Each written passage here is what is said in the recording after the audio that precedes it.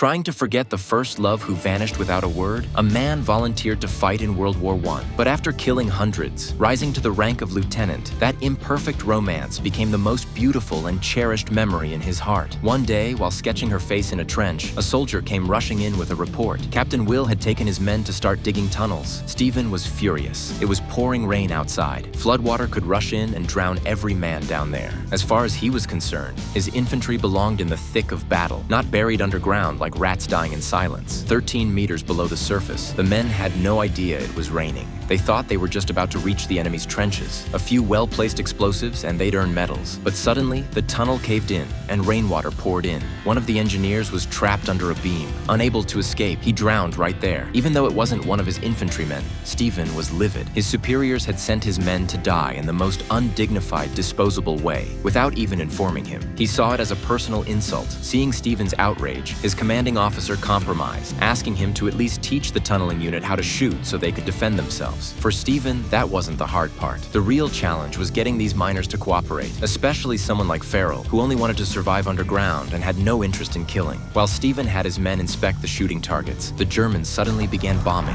One of the soldiers, sent to check the targets, was ripped open by a blast, his abdomen torn apart. Thankfully, he couldn't see his own injuries, only the usually stern and stoic Stephen panicking and fumbling his words. Do you have a sweetheart, Douglas? What's in there?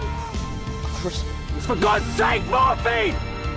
Keep thinking of it. Keep thinking, keep gripping. Stephen didn't want him to die in pain and despair, but before morphine could be delivered, the young man's exposed heart slowly stopped beating. Stephen was devastated. He couldn't accept that such a brave, honorable soldier had died just because he was trying to train miners who only cared about hiding and surviving. But he was helpless. All he could do was mask his grief with a bitter joke. And yet, not long after, during a late-night patrol, Stephen saw something that completely stunned him.